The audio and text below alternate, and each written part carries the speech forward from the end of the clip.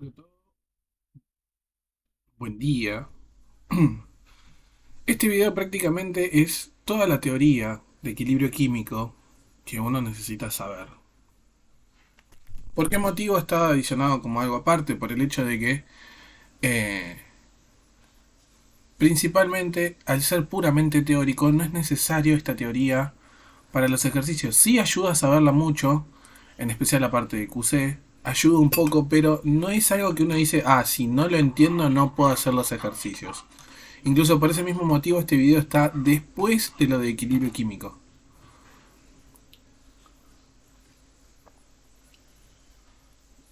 A ver, vayamos por el inicio. Nosotros ya sabemos que es QC. Bien. Obviamente para los de presencial, todo el análisis que yo haga es lo mismo para KP. Porque ustedes también ven KP.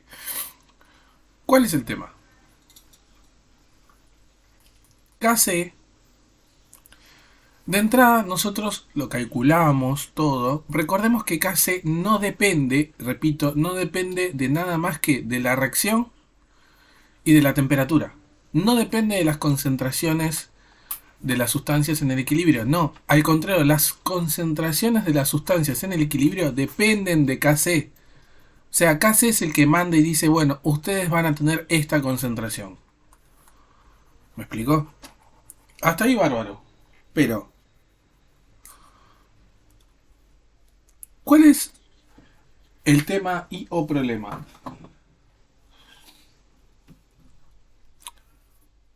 La situación es, claro, ¿qué podemos saber más de Kc? Primero que todo, si es un número mayor que 1, la reacción tiene como que una gran facilidad de qué?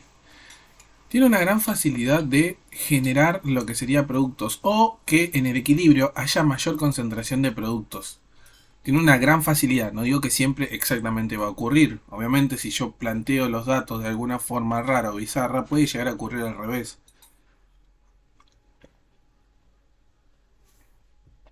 Pero las reacciones cuyo Kc es mayor que 1 tienen más facilidad de generar producto. En cambio, si Kc es menor que 1, ¿qué es lo que ocurre? La reacción tiene gran facilidad de generar ¿quién? Reactivo. Ahora, ¿cuál es el tema con cada una de estas? Supongamos donde Kc es mayor que 1. Yo qué sé, vale 20. Supongamos Kc, un caso hipotético. Y yo quisiera generar reactivo. Claro, lo que me está ocurriendo es que Kc, al tener un valor mayor que 1, tiene más probabilidad de generarme producto. O sea, tiene gran facilidad de generarme producto. El reactivo le va a costar.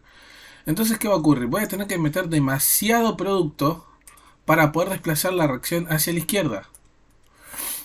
Recordemos que el equilibrio siempre se va a desplazar en sentido hacia dos lugares muy importantes. Siempre, primero que todo, el equilibrio se va a desplazar hacia donde inicialmente haya una concentración que sea cero. Siempre el equilibrio va a ir en sentido de donde la concentración inicial de alguna sustancia sea cero. ¿Para qué? Para evitar que sea cero y aumentarla. Hemos visto ejercicios ejemplo de estos. En cambio,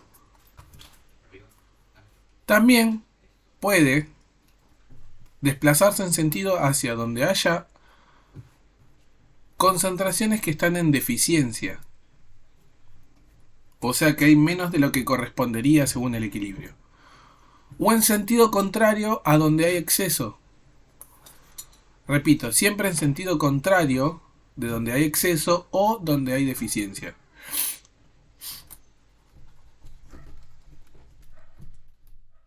Para poder yo, con un Kc mayor que 1, generar reactivo, lo que yo voy a hacer es generar un exceso de producto. Al generar un exceso de productos, ¿qué va a ocurrir? Y bueno, como toda reacción de equilibrio químico, si yo genero un exceso de productos, la reacción va a tratar de ir a generar reactivos. ¿Cuál es el tema? Al ser Kc mayor que 1, le va a costar mucho generar reactivos. No hay más que hablar de lo numérico. Después, ¿Qué onda KC? ¿Puede aumentar? ¿Puede disminuir? Sí, puede. ¿Cómo? Todo depende de ni más ni menos que la temperatura y el tipo de reacción. ¿Por qué? Tenemos reacciones que son exotérmicas. Las reacciones exotérmicas, ¿qué es lo que tienen de especial? Las reacciones exotérmicas son aquellas donde uno se quiere deshacer del calor. Exotérmico refiere a eso, algo que se deshace del calor.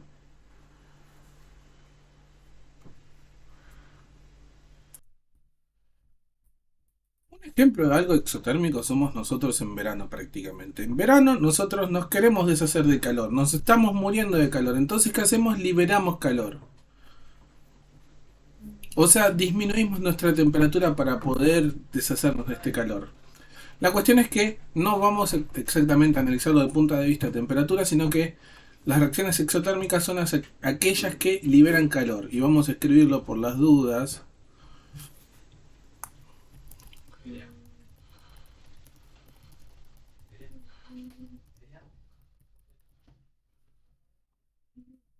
Claro, las reacciones exotérmicas son las que liberan calor, ¿no?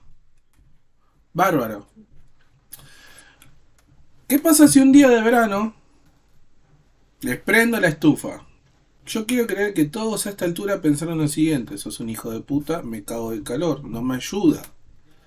Bueno, lo mismo le pasa a las reacciones exotérmicas. Yo le aumento la temperatura y ¿qué es lo que pasa?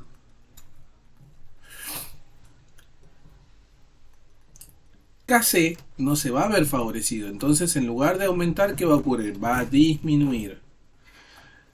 ¿Por qué? Y obviamente, a ver, en lugar de favorecer las condiciones para que esté cómoda la reacción, la estoy cagando. Ahora, y si disminuyo la temperatura, en verano te prendo el aire acondicionado en frío, uno dice, bárbaro papito, todo perfecto, todo lindo, hermoso. Las reacciones exotérmicas lo mismo, yo disminuyo la temperatura de una reacción exotérmica y KC va a aumentar.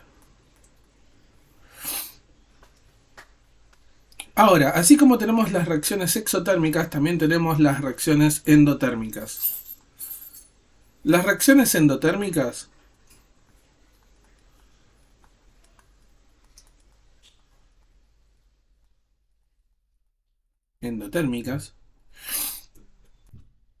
las reacciones endotérmicas son aquellas que absorben calor.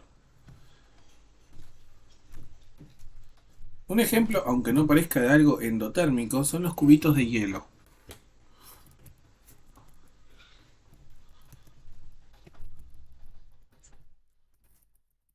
Absorben calor. Si lo escribí como el culo, mil disculpas.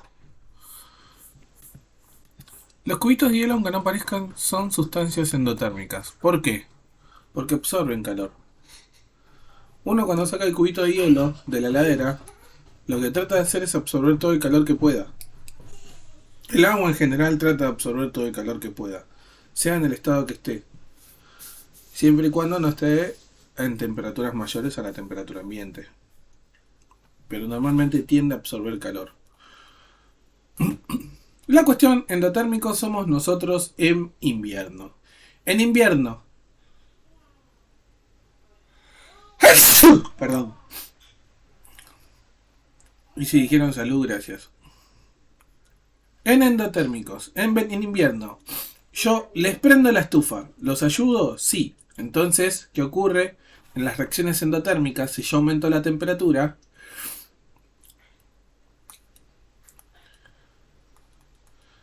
casi va a aumentar. Caso opuesto, lo opuesto.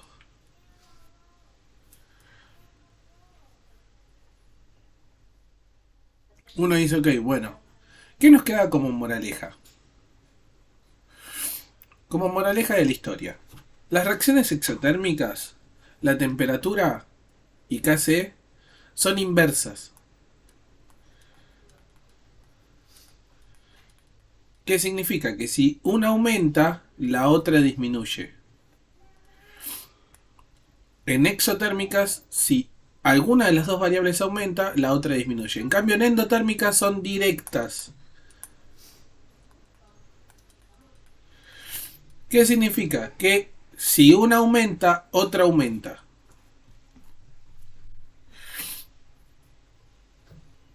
Ahora, hasta acá quiero creer que ustedes se habrán preguntado un poco como que, che, que K se aumente o disminuye, ¿significa algo más? Probablemente muchos no se lo preguntaron, probablemente muchos sí. Que K aumente, ¿qué significa? Que K aumente significa que la reacción se está desplazando hacia productos. Dicho más rápido,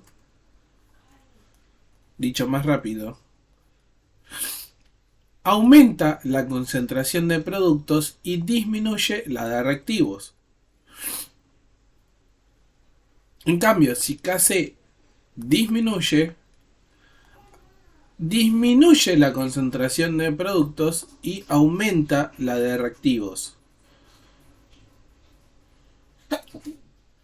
O sea que en un fondo podríamos dejar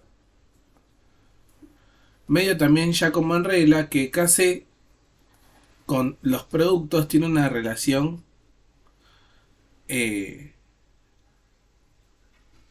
directamente proporcional, por decir así. Pero en un fondo también tiene que ver con la fórmula. O sea, Kc es productos sobre reactivos. En toda fórmula, lo que está dividiendo siempre va a tener relación inverso con el resultado.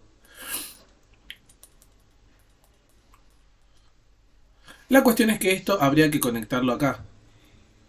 Conectándolo rápido, acá estaríamos diciendo disminuye producto, aumenta reactivo, acá aumenta producto, disminuye reactivo. Recordemos que si aumenta, a ver, ¿por qué estamos hablando que se modifican los dos? Porque recuerden que si uno de los dos aumenta, el otro tiene que disminuir. La materia tiene que venir de algún lado, según Lavoisier. O sea, yo no puedo hacer que los productos aumenten mágicamente y que los reactivos no se vean afectados. Es como que yo quiera cocinar sin usar ingredientes. Papito, si saben hacer eso, que alguien me lo diga, por favor, ¿no? Así me ahorro un par de pesitos.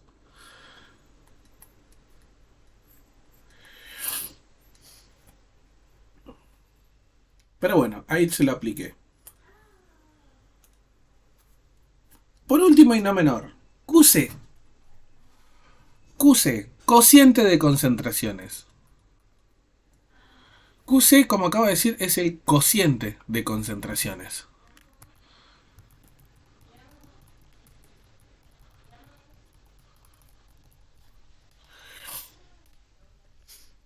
¿Qué es lo que tiene? QC, a diferencia de KC, no tiene tantas limitaciones. ¿A qué se refiere con que no tenga limitaciones? Que no tenga limitaciones se refiere que KC nada más se puede utilizar con los datos del equilibrio para los datos del equilibrio. Nada más ni nada menos. Pero, QC lo que tiene es que puede utilizar los datos todos de una misma instancia. O sea, pueden ser todos datos iniciales, pueden ser todos datos de un momento en el cual no sabemos si es o no el equilibrio, pero no tiene limitaciones. La expresión de QC es la misma que la de KC. O sea, supongamos una reacción que usamos mucho en la teoría, o mejor dicho en los ejercicios, una que me gustó mucho usar, siempre me gusta usar mucho porque es sencilla.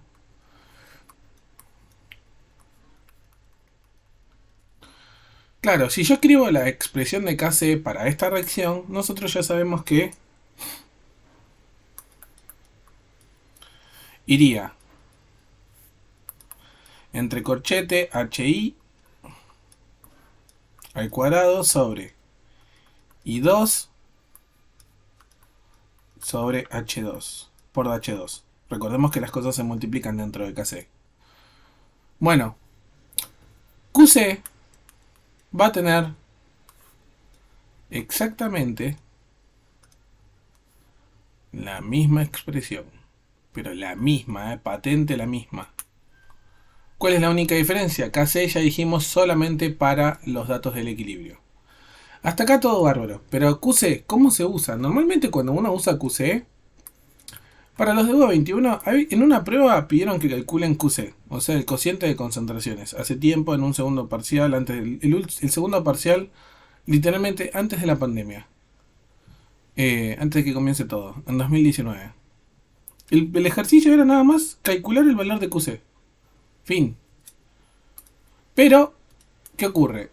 En la teoría, QC normalmente se lo compara contra KC. O sea que, prácticamente, para usar QC, en base a lo que voy a decir ahora, necesito saber cuánto vale KC. ¿Por qué? Porque yo me voy a fijar si QC es mayor que KC o es menor o es exactamente igual.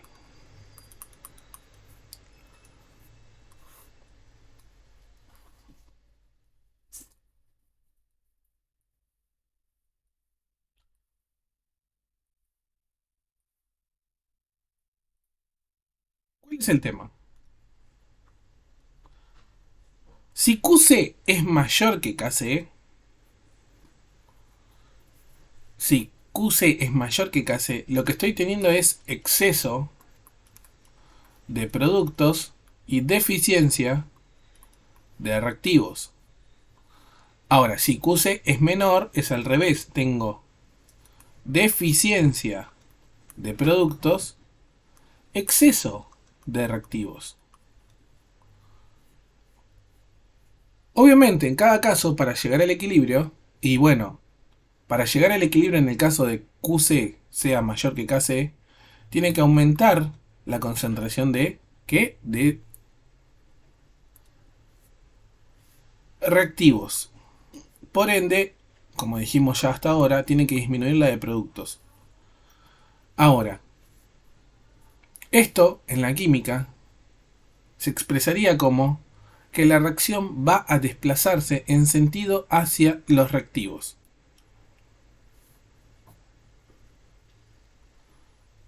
En cambio, cuando QC es menor, tiene que disminuir la concentración de reactivos y aumentar la de productos.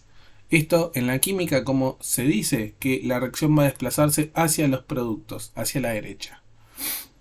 En el caso de que sea igual, la reacción ya se encuentra en el equilibrio. Igual me refiero a QC con KC. Entonces no hay que hacer nada para llegar al equilibrio. Acá ocurre... No sé escribir la palabra ocurre, bárbaro. Sí sé, pero la estaba escribiendo mal. Esto es lo que ocurre para el equilibrio. Habría que hacer esto.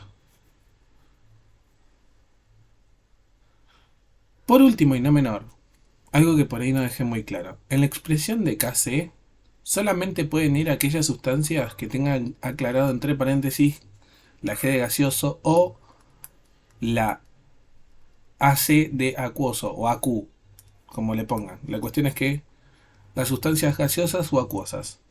Los líquidos no pueden ir y los sólidos tampoco.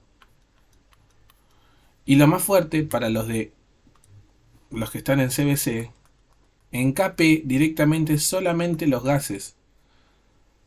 Las soluciones, las cosas acuosas, los líquidos, los sólidos, no pueden ir en KP.